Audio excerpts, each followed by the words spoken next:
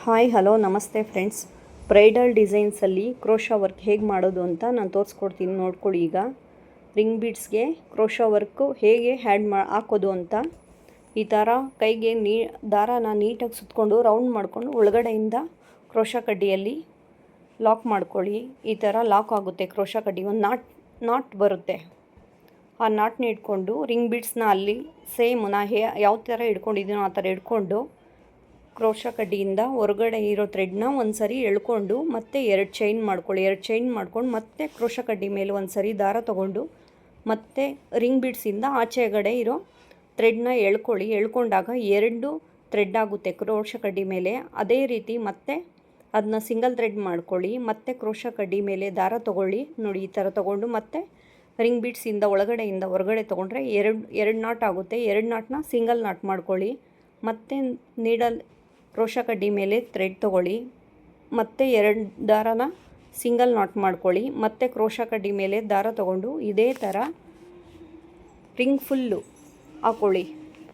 Single ಚೈನಲ್ಲೇ ಈ ಥರ ನೋಡಿ ಕಂಪ್ಲೀಟ್ ಮಾಡಿಕೊಂಡು ಈ ಥರ ರಿಂಗ್ ಫುಲ್ಲು ಈ ಥರ ಕ್ರೋಶಾ ವರ್ಕ್ನ ಕಂಪ್ಲೀಟ್ ಮಾಡ್ಕೊಳ್ಳಿ. ಕಂಪ್ಲೀಟ್ ಮಾಡಿಕೊಂಡು ನೋಡಿ, ಲಾಸ್ಟು ನಾಟು ಸೇಮ್ ಕ್ರೋಶಾ ಕಡ್ಡಿ ಮೇಲೆ ಒಂದು ಥ್ರೆಡ್ ತೊಗೊಳ್ಳಿ. ಮತ್ತು ರಿಂಗ್ ಬೀಡ್ಸಿಂದ ಒಳಗಡೆಯಿಂದ ಹೊರಗಡೆಗೆ ಇದು ಮಾಡ್ಕೊಳ್ಳಿ. 2 ದಾರ ಆಗುತ್ತೆ. 2 ದಾರನ ಸಿಂಗಲ್ ದಾರ ಮಾಡ್ಕೊಳ್ಳಿ. ಇದೇ ಥರನೇ ರಿಂಗ್ ಫುಲ್ ಈ ಥರ ಕ್ರೋಶಾ ಡಿಸೈನ್ನ ಕಂಪ್ಲೀಟ್ ಮಾಡ್ಕೊಳ್ಳಿ. ಕಂಪ್ಲೀಟ್ ಮಾಡಿ ನೋಡಿ, ಈಗ ನಾನು ಯಾವ ರೀತಿ ತಿರುಗಿಸ್ತಾ ಇದ್ದೀನೋ ಉಲ್ಟಾ ಮಾಡ್ಕೊಳ್ಳಿ. ಉಲ್ಟಾ ಮಾಡಿಕೊಂಡು ಬೀಡ್ಸ್ನ ಉಲ್ಟಾ ಮಾಡ್ಕೊಂಡು ನೋಡಿ, ಆ ಥರ ಥ್ರೆಡ್ನ ಹೊರಗಡೆ ತೊಗೊಂಡು ಈ ಥರ ನೀಟಾಗಿ ಥ್ರೆಡ್ ಒಳಗಡೆ ಬೀಡನ್ನ ಆ್ಯಡ್ ಮಾಡ್ಕೊಳ್ಳಿ. ಅಲ್ಲಿ ಗ್ಯಾಪ್ ಕಾಣ್ತಾ ಇದೆಯಲ್ಲ, ಥ್ರೆಡ್ ಪಕ್ಕನೇ ಸಣ್ಣದಾಗಿ ಗ್ಯಾಪ್ ಕಾಣ್ತಾ ಇದೆಯಲ್ಲ, ಅದೇ ಗ್ಯಾಪ್ ಒಳಗಡೆ ಬೀಡನ್ನ ಕ್ರೋಶಾ ಕಡ್ಡಿ ಹಾಕಿ ಹೊರಗಡೆ ಇರೋ ಥ್ರೆಡ್ನ ಕ್ರೋಶಾ ಕಡ್ಡಿಯಿಂದ ಒಳಗಡೆ ಎಳ್ಕೊಳ್ಳಿ. ನಾಟ್ ಆಗುತ್ತೆ. ಮತ್ತು ಸೇಮ್ ನೆಕ್ಸ್ಟು ಗ್ಯಾಪಲ್ಲಿ ಅದೇ ರೀತಿ ಬೀಡ್ ಆ್ಯಡ್ ಮಾಡ್ಕೊಳ್ಬೇಡಿ, ಹಾಗೇ ಲಾಕ್ ಮಾಡ್ಕೊಳ್ಳಿ ಕ್ರೋಶಾ ಕಡ್ಡಿಯಿಂದ. ನೆಕ್ಸ್ಟ್ ಅದರಲ್ಲಿ ದಾರ ಎಳ್ಕೊಂಡು ಈ ರೀತಿ ಬೀಡ್ ಆ್ಯಡ್ ಮಾಡ್ಕೊಳ್ಳಿ. ಮುಂದೆಗಡೆ ಇರೋ ಗ್ಯಾಪ್ಗೆ ಕ್ರೋಶಾ ಕಡ್ಡಿ ಹಾಕಿ ಹೊರಗಡೆಯಿಂದ ನೋಡಿ ನೀಟಾಗಿ ಈ ಥರ ದಾರ ತೊಗೊಂಡು ಲಾಕ್ ಮಾಡ್ಕೊಳ್ಳಿ. ಈ ಥರ ಲಾಕ್ ಮಾಡ್ಕೊಂಡು ಮತ್ತೆ ನೆಕ್ಸ್ಟ್ ಗ್ಯಾಪಲ್ಲಿ ಪ್ಲೈನ್ ಹಾಗೇ ಲಾಕ್ ಮಾಡಿಕೊಂಡು ಮತ್ತೆ ನೆಕ್ಸ್ಟು ಈ ಥರ ಥ್ರೆಡ್ ತೊಗೊಳ್ಳಿ.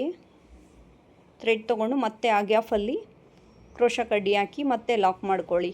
ಒಂದು ಬೀಡು, ಒಂದು ಪ್ಲೈನ್ ಲಾಕು, ಮತ್ತೆ ಒಂದು ಬೀಡು, ಮತ್ತೆ ಒಂದು ಪ್ಲೈನ್ ಲಾಕು. ಈ ಥರ ನೋಡಿ, ಬೀಡ್ ಹಾಕಿದ್ದೀನಿ. ನೆಕ್ಸ್ಟು ಪ್ಲೈನಾಗಿ ಹಾಗೇ ಗ್ಯಾಪ್ ಒಳಗಡೆ ನೀಡಲ್ ಹಾಕಿ ಥ್ರೆಡ್ ತೊಗೊಂಡು ಲಾಕ್ ಮಾಡ್ಕೊಂಡಿದ್ದೀನಿ. ಮತ್ತು ಒಂದು ಬೀಡ್ ಆ್ಯಡ್ ಮಾಡ್ಕೊಳ್ಳೋಣ. ಈಗ ನೋಡಿ, ಈ ಥರ ನೀಟಾಗಿ ದಾರ ಎಳ್ಕೊಳ್ಳಿ. ಗ್ಯಾಪ್ ಒಳಗಡೆ ಲಾಸ್ಟ್ವರೆಗೂ ಇದೇ ಥರನ ಹಾಕಿ ಲಾಸ್ಟ್ ಲಾಕ್ ಮಾಡ್ತಾಯಿದ್ದೀನಿ. ನೋಡಿ, ನಾನು ಡಿಸೈನ್ ಫುಲ್ಲು ಇದೇ ಥರ ಒಂದು ಬೀಡು, ಒಂದು ಲಾಕು, ಒಂದು ಬೀಡು, ಒಂದು ಲಾಕು. ಬೀಡ್ಸ್ನ ನೀಟಾಗಿ ಆ್ಯಡ್ ಮಾಡ್ಕೊಳ್ಳಿ. ಲಾಸ್ಟಲ್ಲಿ 2 ಚೈನ್ ಹಾಕ್ಕೊಂಡು ನೀಟಾಗಿ ದಾರ ಎಳೆದು ನೋಡಿ, ಈ ಥರ ಥ್ರೆಡ್ನ ಎಳ್ಕೊಂಡು ಕಟ್ ಮಾಡ್ಕೊಳ್ಳಿ. ನೋಡಿ, ಈ ಥರ ಅದು ಸ್ವಲ್ಪ ದಾರ ಎಕ್ಸ್ಟ್ರಾ ಇದೆಯಲ್ಲ ಅದನ್ನ ಕಟ್ ಮಾಡಿಕೊಂಡು ನೀಟಾಗಿ ಸ್ಯಾರಿ ಗಮ್ ಹಾಕಿ. ನಾರ್ಮಲ್ ಗಮ್ ಹಾಕಬೇಡಿ.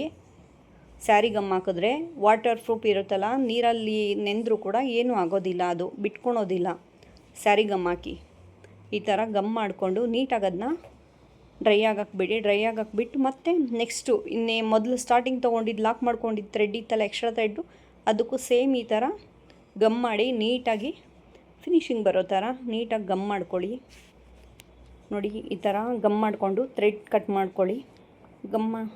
ಕಟ್ ಮಾಡಿಕೊಂಡು ಈ ಥರ ನೋಡಿ ಆ ಥರ ನೀಟಾಗಿ ಫಿನಿಶಿಂಗ್ ಬರುತ್ತೆ ಫ್ರೆಂಡ್ಸ್. ಅದನ್ನ ಎಲ್ಲ ಸ್ವಲ್ಪ ಇದೇ ಥರ ನಮ್ಮ ಸ್ಯಾರಿಗೆ ಎಷ್ಟು ಬೇಕೋ, ನಂಗೆ ಸುಮಾರು ಒಂದು ಸ್ಯಾರಿಗೆ 20 ಬೀಡ್ಸ್ ಬೇಕಾಗುತ್ತೆ.